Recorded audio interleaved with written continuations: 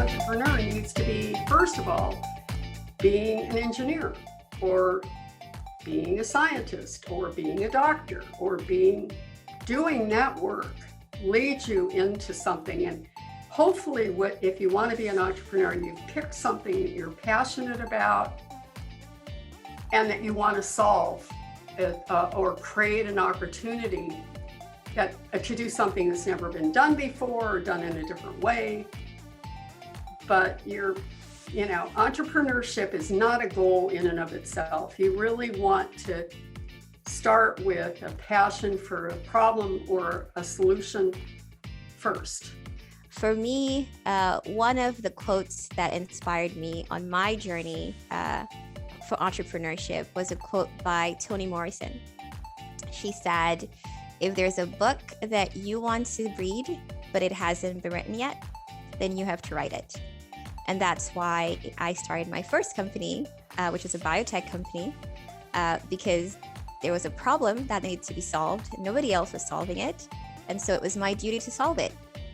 And it's the same with Abby Invents. There's a gap in the market for children's books with characters who look like me, and also another gap for teaching kids about the invention process.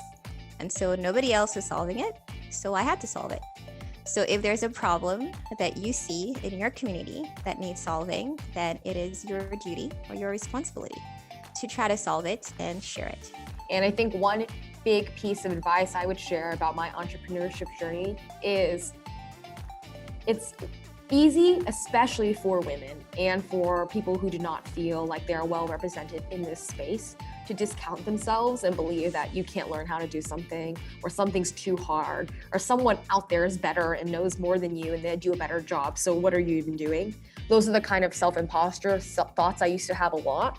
But I think understanding and realizing that, within you, if you care enough, if you're passionate enough, you have the capacity to learn and figure out any problem, regardless of difficulty, whether that means talking to people or getting people in your network or just sitting down and grinding through it.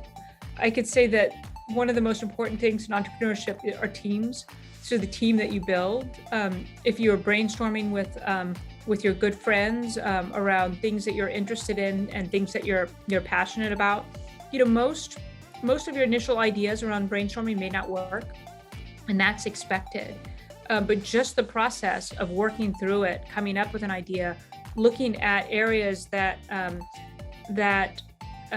have unmet needs or challenges is important.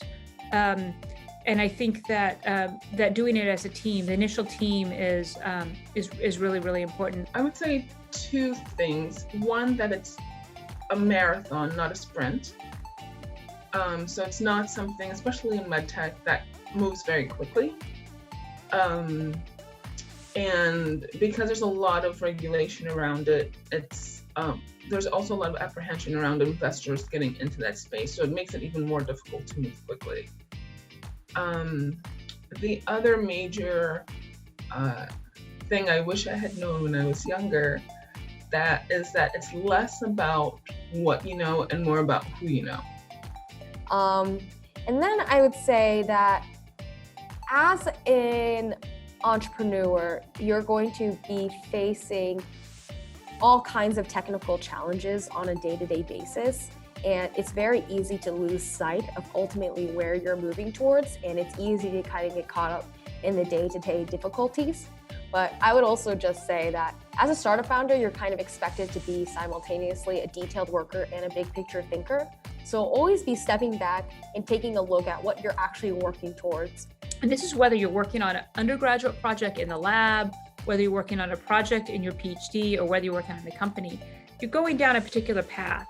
It's really important to stay open-minded, because a lot of times you start off and you think, I have a solution for this. This is the best idea that I could come up with and ever be solved. But as you're walking through that direction, you'll realize that there may be a better idea. There may be a better solution. And it's the trade-off of when to keep going with your original idea or when to pivot to another idea that's important. I don't have the answer for that. I only have experience with that, but I can say that being open-minded to that is absolutely critical.